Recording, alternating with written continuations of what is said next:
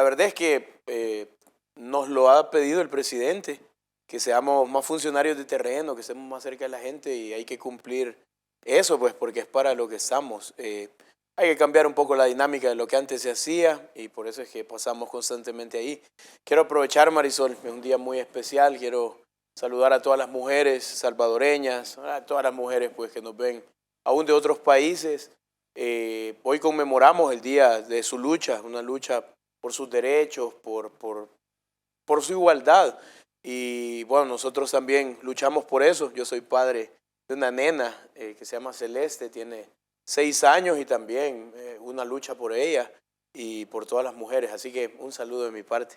Así es, y un saludo también para todas las mujeres de la diáspora, para todas esas mujeres que han tenido que emigrar, pero que han estado tan cerca de El Salvador, que han sacado adelante a sus familias, para todas esas mujeres maravillosas que con tanto esfuerzo están lejos de nuestra tierra, pero que las tenemos tan cerca de nuestro corazón. Yo también tengo una hija y una nieta, y creo que todos hacemos la lucha para tener mejores condiciones para ellas. Y precisamente el Instituto Salvadoreño de Desarrollo de la Mujer verificó la ejecución de diversos talleres que están realizando en el Cubo. Específicamente quiero que me hable del que se encuentra en la colonia Ibu, y esto es para apostarle a cada mujer. Quizás para contextualizar un poco a la ciudadanía, hace un par de semanas tuvimos una reunión con la directora del ISDEMU, María Lilian, que es una mujer a quien yo admiro muchísimo, ha hecho mucho esfuerzo durante muchísimos años en diferentes espacios por justamente esto, que los derechos de las mujeres se respeten y su igualdad también. En base a eso, nosotros como Dirección de Reconstrucción de Tejido Social estamos tratando de hacer un trabajo interinstitucional, estamos tratando de acercarnos a todas las instancias que trabajan por aquellos sectores vulnerables de nuestra población. Y uno de los sectores vulnerables justamente por la exclusión, por el machismo, que ha existido en nuestra sociedad y que ha tenido un arraigo muy fuerte, porque lastimosamente así nos construyeron por siglos. Nos acercamos al ISDEMU porque sé que ellas tienen una lucha enorme por todos los temas de los derechos de la mujer. Justamente la idea era articular esfuerzos, que ellos conocieran, por ejemplo, el trabajo que se hace desde los cubos y que nos ayuden a reforzar toda esta parte de trabajo organizativo en pro de las mujeres.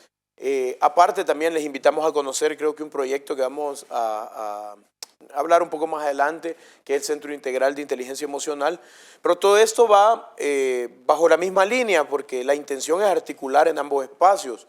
Los cubos hoy en día se han convertido en espacios de desarrollo de la comunidad, pero no solo desarrollo académico, no solo desarrollo en temas de esparcimiento, sino también un tema de desarrollo organizativo. Y lo que hemos explorado con el ISDEMU es que estos espacios sean también lugares que nos sirvan para formar no solo a mujeres, sino que también a hombres, para que conozcan los derechos que tienen las mujeres, derechos de igualdad, derechos de educación, derechos de salud, etcétera, etcétera, y que desde estos espacios pues, podamos hacer articulaciones muy fuertes entre ambas instituciones. Esa fue la idea central de por qué nos reunimos. ¿Y cuál fue la impresión del ISDEMU al recorrer el Cubo en la colonia Ibu? Bueno, hay que decir que hay 6 cubos en este momento funcionando. 3 de estos cubos son administrados por mujeres. Uno de esos es el cubo de la colonia Ibu, que es administrado por Pamela. Pamela es una líder de muchos años ya, tiene un muy buen recorrido en temas de organizaciones juveniles y su liderazgo nos hizo entender que es un agente de cambio en su comunidad. Pero no solo está Pamela, sino que la junta directiva es liderada por una mujer, los comités deportivos son liderados por mujeres en algunas ramas. Y toda esta articulación nos permitió mostrarle también al ISDEMU que no andamos como tan errados en el tema de la visión de cómo darle espacios y cómo brindarle herramientas a las mujeres para que puedan desarrollarse dentro de una comunidad. La colonia Ibu ha sido muy estigmatizada. Si revisamos su historia, pues encontramos hasta documentales sobre pandillas hechos por la BBC, y muchas noticias negativas, lanzamientos de planes de seguridad de gobiernos que fracasaron con el tiempo, como el Plan Mano Dura, el Plan Mano Amiga. Carlos, pero tristemente era así. O sea, nuestras comunidades desgraciadamente están estigmatizadas porque vivieron un horror en el pasado. Claro, y esas decisiones políticas que también lo que hicieron fue abonar de forma negativa a este tema. Las mujeres no resaltaban en ninguna área. Hay que decir que si comenzamos a estudiar sociológicamente, por ejemplo, las pandillas, te das cuenta que el papel o el rol que han jugado las mujeres ha sido únicamente casi que ser objetos sexuales para estos grupos o cumplir favores que al final son delitos. Y ese ha sido el único papel y rol de las mujeres. Estos planes de gobierno en ningún momento pusieron, le dieron algún papel o alguna función a las mujeres en el tema de poder desarrollar las comunidades y sus espacios, cosa que nosotros estamos tratando de cambiar de raíz y estamos tratando de que las mujeres sean agentes de cambio que participen de forma activa en la construcción de una nueva comunidad. Eso fue lo que se fue a encontrar ISDEMU cuando visitó la colonia Ibu en San Salvador, en el distrito 5, está ubicada, es una comunidad que alberga casi 9,000 salvadoreños y que llevamos pues mucho tiempo. O sea, el presidente cuando era alcalde de la capital le pidió a la unidad de reconstrucción de tejido social que trabajáramos con comunidades emblemáticas. Una de esas fue la colonia Ibu, justamente por todo ese trasfondo que usted menciona, Marisol, en el hecho de que, o sea, no se había hecho nada en el pasado, las decisiones fueron erróneas, la exclusión, y hay una palabra que a mí no me gusta utilizarla, pero creo que viene al caso, es el tema de convirtieron a la Ibu en una zona marginal, o sea, si te marginan es de todos los servicios y el Estado se vuelve ausente, correcto, los gobiernos locales se vuelven ausentes, aún los mismos organismos de cooperación a causa de todo ese tejido social que se rompió se convierten en agentes ausentes y eso es lo que pasaba en Ibu. Hoy la historia es distinta y como te digo, quienes están participando activamente en la transformación y en que la Ibu se convierta en una de las zonas más desarrolladas de la capital son mujeres. De hecho, se llevó una muy buena impresión. Tengo algunas de las palabras que mencionaba. Dice, estamos trabajando porque en muchas de nuestras comunidades ya hay comités específicamente de mujeres y vemos la importancia de hacerles ver sus derechos, de los servicios, que el gobierno está trabajando por todo esto. Hoy lo que vamos a iniciar con el ISDEMU también son procesos de formación, porque, a ver, ISDEMU tiene una currícula muy buena en cuanto a cómo una mujer responde cuando sus derechos son vulnerados. Entonces, la intención es que a través de ISDEMU podamos brindar, como te decía en un inicio, no solo formación a mujeres, porque está bien que las mujeres conozcan sus derechos y toda esa parte, pero creo que también los hombres deben de conocer cuáles son los derechos de las mujeres para hacer una desconstrucción y construir nuevamente un tema de nuevas masculinidades. Y eso va a permitir que de verdad las comunidades se construyan de forma integral y por eso la participación de ISDEMU y este trabajo interinstitucional, al menos en los cubos, va a ser para nosotros fundamental. Carlos, yo quiero equivocarme, quisiera estar equivocada, pero cuando yo veo tantos casos de intolerancia en las calles, ese nivel que tenemos en la sociedad de intolerancia, no me quiero imaginar los casos de violencia intrafamiliar que pueden existir. Y de ahí la importancia que las mujeres conozcan sus derechos y que puedan denunciar, sobre todo porque ahora hay instituciones que te atienden, no como en el pasado. Ahora vemos una Policía Nacional Civil que actúa de inmediato. Y yo quiero decir y quiero pensar que las instituciones que defienden los derechos de la mujer también lo hacen. Bueno, debe de ser así. Al menos estamos viendo que ISDEMU está haciendo un trabajo muy bueno. Justamente esa articulación que vamos a generar es porque quieren tener mucha más fuerza territorial. Tejido Social hace eso, hace trabajo territorial. Se ha delegado a la subdirectora de Reconstrucción de Tejido Social, Ana Martínez, para que pueda ser ella quien impulse todo este trabajo como una mujer profesional, una psicóloga, una mujer que viene de una comunidad de condiciones deplorables, de entender la violencia desde sus diferentes ramas. Y por eso allí es también la importancia de conocer qué es la violencia, porque la violencia no es solo que alguien saque un arma y mate a otra persona, sino que la violencia son palabras, la violencia aún es la ausencia del hombre o de la mujer en su casa y niños, niñas creciendo con esas falencias, con esas carencias. Y creo que hay que entenderlo de esa forma para que podamos ir haciendo todo este trabajo integral, como el presidente nos lo ha solicitado. Qué bueno, y sin duda hay un talento humano enorme entre las mujeres salvadoreñas, son transformadoras. El liderazgo de una mujer al frente de un proyecto, sin duda, es un éxito siempre que esto ocurre. Carlos, quisiera que me hablara sobre la construcción de varios cubos en diversos puntos de El Salvador. El presidente de la República, Nayib Bukele, anunció que se iban a hacer varios cubos, ha insistido en varias oportunidades y sé que están en este trabajo constante y llevando esta esperanza, este cubo de esperanza a las comunidades. Bueno, yo espero que a mediados del otro año ya tengamos por lo menos 80 cubos funcionando. Dentro de ellos uno muy importante, que de hecho hoy vamos a iniciar la parte técnica, les comparto un poquito más adelante eso, pero recientemente colocamos 6 primeras piedras de cubos que han sido bastante emblemáticos. De hecho, en su programa Marisolacana M hemos tenido la oportunidad de hablar de muchos de ellos y de muchas de estas comunidades, que son comunidades que si comenzamos a revisar toda su historia tienen una riqueza tanto cultural, pero más bien una riqueza que hay que resaltar, que es la riqueza social, sobre todo por acontecimientos o hechos que han marcado estas comunidades y cómo con el tiempo han venido siendo resilientes y levantándose, aún con la ausencia del Estado salvadoreño por los gobiernos anteriores, por las legislaturas anteriores, por el mismo órgano judicial en décadas anteriores, y hoy han venido como transformándose. Comunidades que te puedo mencionar, Valle Verde, ya que estamos hablando, por ejemplo, del tema de la mujer. En Valle Verde quien lidera todos los procesos, la organización juvenil y todo el desarrollo que está llegando a ese lugar, ahí en Apopa, es una mujer, pero no es una mujer común y corriente, sino que es una mujer artista. Ella hace breakdance, o sea, es una big girl.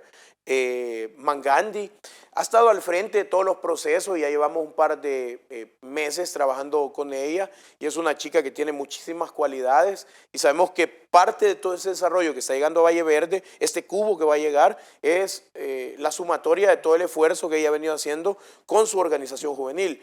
Luego estamos hablando del cubo de Panchimalco, que es un municipio muy rico culturalmente, tiene mucha historia, es muy lindo. La verdad es que Panchimalco es muy lindo, pero siempre ha estado por años liderando el top de los municipios más violentos.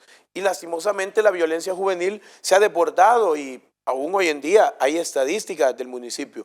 Justamente por eso es que hemos llegado desde las diferentes fases del Plan Control Territorial, una de esas fases, la fase 2, y hemos puesto ya, junto con el alcalde Jorge Mejía, la primera piedra del cubo de Panchimalco, que creemos que va a traer no solo un tema, como se los decía en un inicio, pues porque el cubo tiene ya una naturaleza de generar un empuje académico y tecnológico en los lugares, pero también sabemos que este cubo en Panchimalco va a generar todo un proceso cultural, porque la riqueza cultural de Panchimalco, correcto, es impresionante. El tema de los historiantes, el tema de sus tradiciones, de las palmas, las flores, etcétera. O sea, es muy lindo Panchimalco. Tenemos el cubo en San Luis Talpa, en el departamento de La Paz. Antes de que pase a ese cubo, decirlo, Panchimalco pertenece a San Salvador. Es decir, ha estado tan cerca y ha sido olvidado por los gobiernos. Si se desbordó la violencia en un municipio tan bello, un saludo para Panchimalco, es porque nunca se hizo nada. E insisto, siendo de San Salvador, está cerquita, no pueden decir un municipio que estaba lejos por la Unión, que no lo conocíamos. Estaba tan cerca, Carlos. Y también tenemos allí cerquita a Rosario de Mora, donde esperamos, no esperamos, pues ya está prometido a la gente y el presidente nos ha dicho, cuando prometan, cumplan. Y porque al final es la palabra del presidente, él revisa la estrategia. Entonces hay un cubo que vamos a construir también en Rosario de Mora, es otro de los municipios, está aledaño a Panchimalco, y si en Panchimalco notamos el abandono, no se diga en Rosario de Mora, otro municipio de San Salvador, que conecta de hecho a la estrategia de Surf City, y que justamente el presidente nos ha dicho, por favor, necesito que lleven desarrollo al lugar. Tiene unos parajes impresionantes, uno se para en ese lugar y está viendo un paraíso, pero también está viendo la ausencia y la estigmatización que sufrió este municipio por los gobiernos anteriores, mucho más en el gobierno de Salvador Sánchez Serén, donde la violencia se desbordó a un máximo de que fuéramos considerados uno de los países más violentos del mundo. Bueno, tuvimos en algún momento estuvimos en el top 1, y eso eran bueno, las medallas que tiene el gobierno anterior.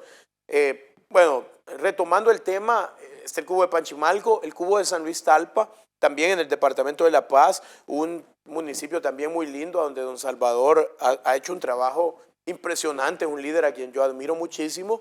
Ya está avanzado el cubo, hay una organización juvenil, hay muchas mujeres que forman parte de esta organización juvenil y que están trabajando en pro de los cambios que van a suceder en este municipio. Luego también ya pusimos la primera piedra de un cubo, hay que irnos hasta la zona más lejos de nuestro país, colocamos ya la primera piedra del cubo del Tamarindo.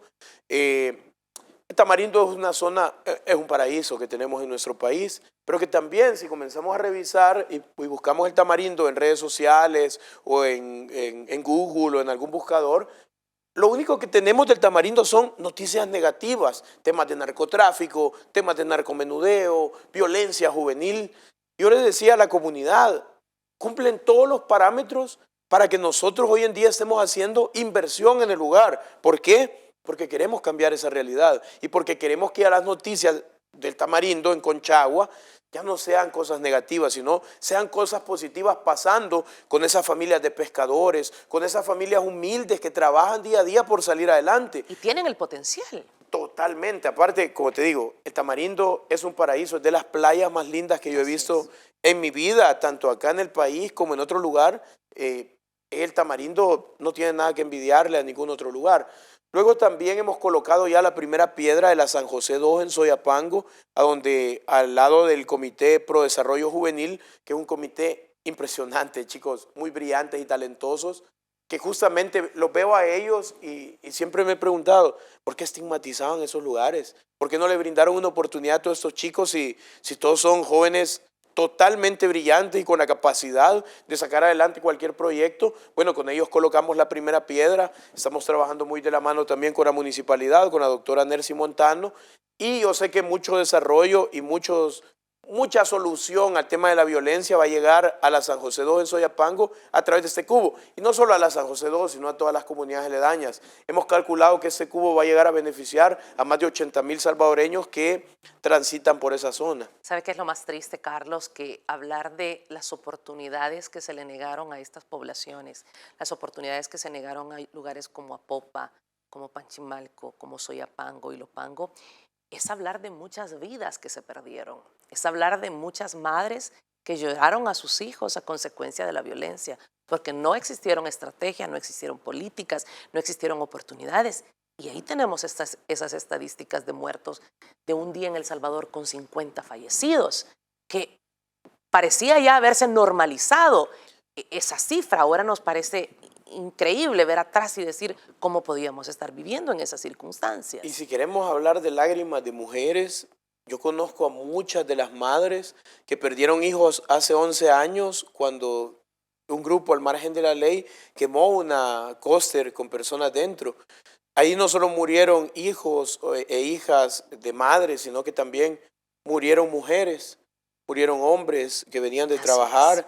Y eso es el reflejo de la sociedad que estaban construyendo estos partidos políticos, estos gobiernos que no fueron gobiernos democráticos. Al final lo que hacían era negociar con nuestro pueblo y jugar a robar y a usurpar no solo dinero, porque se robaron millones de millones, sino a robarnos la esperanza y los sueños de muchas familias. Y de eso, a tener aún hoy en día a madres que lloran por las pérdidas de sus hijos a causa de la violencia en nuestro país. Ahí también en ese lugar hemos colocado ya la primera piedra de un cubo más.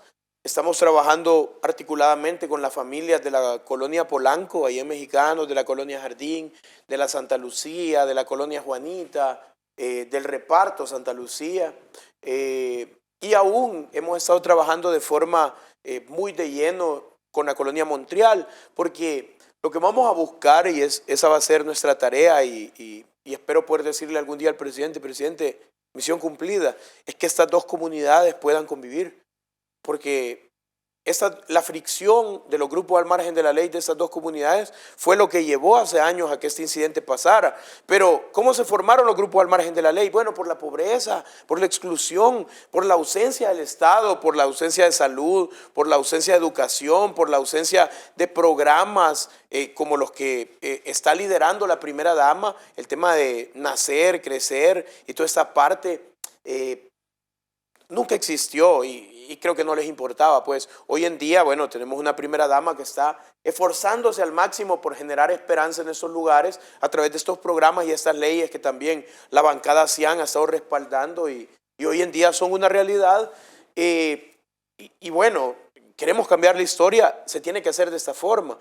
Así que al menos en ese lugar también ya colocamos la primera piedra, el cubo de la colonia Santa Lucía ya está avanzando muchísimo y esperamos que a mediados de este año pueda ser finalizado ya este cubo. Nos arrancaron a tantos niños y a tantos jóvenes a lo largo de todas esas décadas, tantas generaciones que se vieron vulneradas, que sin duda es triste recordarlos y como usted dice, hay muchas madres que aún lloran la ausencia de sus hijos y es por eso que cuando vemos tantos proyectos de beneficio para los niños y para los jóvenes nos emociona, porque venimos de conocer la historia, venimos de ver el pasado. Y si bien es cierto, el presidente lo ha dicho en reiteradas ocasiones, yo también retomo sus palabras y lo digo en cualquier espacio, no estamos aún donde queremos estar, porque aún hay víctimas de violencia. Claro.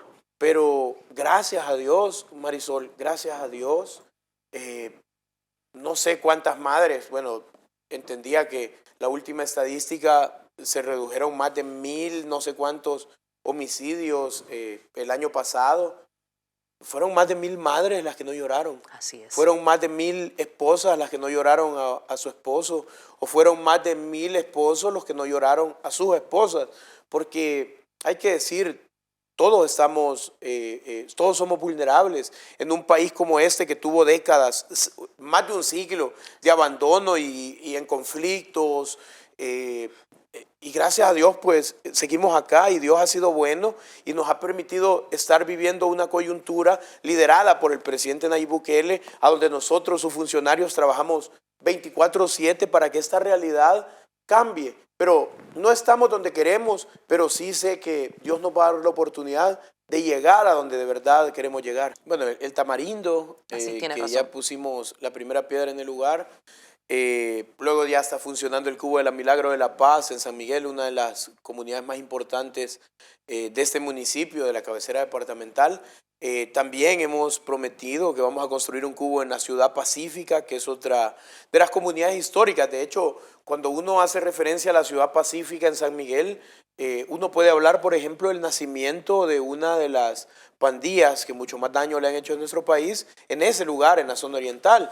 Entonces, hay que comenzar a reescribir la historia. Si bien es cierto, dejar algunas de esas páginas oscuras, porque es bueno recordar el pasado a veces, porque es el lugar a donde no querés regresar, y comenzar a reescribir toda esta historia, hoy que hemos identificado cómo la espiral de violencia se ha ido incrementando por la misma ausencia del Estado. Hoy el Estado está presente, bueno, el trabajo articulado que se hace con la Asamblea Legislativa, con los gobiernos locales, con organismos de cooperación, nos permite que esta espiral de violencia vaya un poco sosteniéndose en el tiempo, frenándose, y bueno, en algún momento, como lo reitero, es el sueño que tenemos como gobierno central, que esta espiral de violencia pueda frenarse y que ya niños, niñas, mujeres, que ya no hayan casos como los que comentábamos ahorita en la pausa, que han sido tan trágicos, tan duros,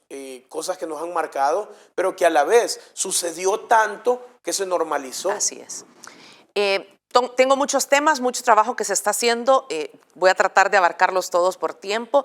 Están entregando becas especializadas en el uso de instrumentos financieros. Cuénteme, Carlos. Bueno, recientemente nos visitó un grupo de empresarios dominicanos con quienes explorábamos la posibilidad, bueno, en una pequeña reunión, en un momento que nos juntamos, de cómo podíamos enseñarle a las comunidades, a jóvenes, hombres, mujeres, el tema del trading, que en este momento, bueno, nuestro país, a raíz del Bitcoin, se ha posicionado como uno de los países que van a ser en un par de años financieramente más sólidos, justamente por el tema de la criptomoneda, que es ponerse a la vanguardia e ir ver hacia adelante pues en el futuro. Entonces hemos recibido de ellos 2.000 becas para que podamos, no solo en estos 6 cubos que están funcionando, sino también, bueno, tenemos 3 centros que recientemente con el apoyo de ACNUR hemos iniciado a equipar, que son 3 centros de prevención social,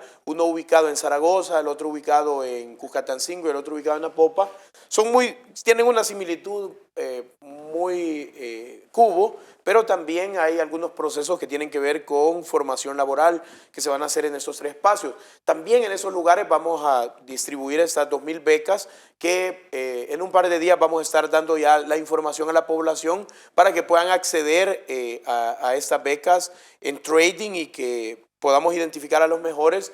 La escuela dominicana va a venir al país pues a ser ellos mismos quienes puedan hacer la formación tanto de forma presencial como en línea. Antes nos veían tan mal a El Salvador como ese país con violencia, sin oportunidades, y ahora me encanta ver cómo otros países quieren sumarse a nosotros, quieren sumarse a El Salvador y ven en nosotros un nicho de oportunidades. Veo las palabras del señor Jairo González, que es el CEO de esta academia, y dice, es un placer estar aquí siendo partícipes de la visión que está desarrollando el presidente de la República, Nayib Bukele. Sí, y justamente eso, o sea, hoy ya no nos conocen como el país de las maras, el país de las pandillas, el país que tiene más homicidios per cápita en el mundo, o el país donde muchas más personas mueren por arma de fuego, sino que hoy nos ven como el país de las oportunidades, el país de las posibilidades. Y bueno, ahí retomo una frase de un músico que he seguido durante mucho tiempo, se llama Gerardo Mejía, creo que es de una época, casi que desde los 90, él hace rap y todo, pero se hizo un cantante cristiano y hay una canción que retoma que se llama Señor Presidente, que yo se la mandé de hecho a Nayib hace mucho tiempo, y ahí dice esas palabras. En algún momento Dios debe permitir que seamos conocidos como el país de las oportunidades. Él se la está dedicando a su tierra, a Ecuador, pero yo retomo esas palabras para nuestro país porque es lo que nos estamos convirtiendo, nos estamos transformando en eso, en el país de las oportunidades, en el país de la esperanza, de los sueños, a donde ya las comunidades ya no piensan solo en sobrevivir, sino en las comunidades piensan en cómo voy a ir desarrollándome y cómo voy a ponerme a la vanguardia. Y ahí viene todo este trabajo que vienen a hacer empresarios de otros países, pero no solo empresarios de otros países. Hay que decir que aún nuestra diáspora está regresando a hacer diferentes tipos de inversiones y eso nos permite eso, pues soñar en este nuevo El Salvador en el que nos estamos convirtiendo. Y es que este país, esta población ha sido demasiado resiliente, Carlos, ha esperado tanto por estas oportunidades que finalmente nos las merecemos y finalmente están llegando. También quiero retomar otras palabras, es que de verdad que me colman de mucho orgullo. Dice, siempre habíamos querido ser parte de esta apuesta por la juventud. Es un privilegio ser parte de las soluciones en el país, afirma la presidenta de la Fundación Jerusalén, Laura Ventura, que también son más personas, son más fundaciones, más instituciones, empresas que quieren sumarse, que están, insisto, viendo un nicho de oportunidades en El Salvador y que están ayudando a empujar a nuestro país. Bueno, la Fundación Jerusalén hemos trabajado durante mucho tiempo. Tengo la oportunidad de conocer a Laura desde que estábamos en la alcaldía de San Salvador y justamente toda esa parte humana, esa parte altruista, esa parte de llegar a donde los salvadoreños de verdad necesitan que esté llegando el apoyo. Y yo creo que esa articulación de diferentes actores permite que de forma holística podamos atender un fenómeno que nos golpeó durante mucho tiempo y que lastimosamente, como los expresidentes veían, y no solo expresidentes, pues también exdiputados que son dueños de empresas de seguridad privada, ahí hay uno de hecho todavía que sobrevive, que es de la fracción de Arena, que son dueños de empresas de seguridad privada y que si no existe violencia no hay negocio. Entonces necesitaban la violencia como un negocio, aparte las solicitudes que hacían a los organismos de cooperación que lastimosamente pues no tenían otra posibilidad, otra oportunidad de conocer a otros actores y hacían desembolsos a ellos que al final iban a parar a sus bolsas, no al trabajo que se está haciendo por la población. Entonces todo ese trabajo articulado de organismos de cooperación, organismos de la sociedad civil como la Fundación Jerusalén, que está haciendo un trabajo impresionante en nuestro país, organismos del gobierno central, la Asamblea Legislativa, la misma comunidad que está trabajando hoy en día hombro a hombro con todos estos actores para que su realidad sea distinta. Hoy se está haciendo. Antes era de verdad una utopía que este tipo de trabajo se pudiera hacer, sobre todo en conjunto, pues, pero hoy se hace. Carlos, tengo que aprovechar los últimos minutos para recordar el 28F. El año pasado usted fue una de las personas que defendió el voto de los salvadoreños en el sector de la colonia Santa Marta. Todos seguimos cómo se desarrollaron las elecciones a través de Voto Nación 2021, que fue una transmisión sin precedentes, la que tuvo Canal 10. Y lo recuerdo en vivo, con la transmisión en vivo, cuando usted estaba en ese lugar, no querían permitirle el voto a los salvadoreños. Y hábleme de cómo recuerda, después de todos los bloqueos que se le hicieron al presidente de la República, Nayib Bukele, desde la inscripción. Pero esto siguió, este acoso siguió hasta esas elecciones de diputados. Bueno, habían casi, qué sé yo, 3.000 personas en el lugar que se habían quedado desde temprano y ya eran altas horas de la noche. Estábamos hablando de que estábamos ahí casi que a las 10 de la noche. Era impresionante porque la gente no se movía, porque la gente sabía que ese era un día histórico en el que iban a marcar un antes y un después del país. Lo que les decía antes, una página oscura que nos quedó de los gobiernos de arena, el FMLN, las dictaduras militares y toda esa parte, a una nueva página que iban ellos mismos a ser partícipes de esa nueva historia, que es la historia que hoy hemos comenzado a escribir y que es liderada por el presidente Nayib Bukele. Recuerdo que habían una enorme cantidad de salvadoreños, nadie quería liderar la parte que se podía hacer. Le conté al presidente, yo estoy cerca, y él me pidió, por favor anda y ayudarle. Son salvadoreños que tienen derecho de emitir el sufragio, entonces no me quiero poner como víctima, pues, pero sé que parte de la persecución que yo y de las malas decisiones políticas que se han tomado en cuanto a mi persona, tiene mucho que ver esta situación que se vivió en ese lugar. Pero yo se lo dije ese día a los habitantes de la Santa Marta, se los he repetido, pues le hemos estado dando seguimiento al lugar, que no íbamos a parar por ellos y que no importaba las consecuencias o lo que viniera, ellos tenían el derecho de votar. Entonces lo que hicimos fue de forma ordenada, pues, porque no se generó violencia en el lugar, sino que se articuló bien con la GEM, se articuló bien con la Policía Nacional Civil, que se le permitiera a la población votar.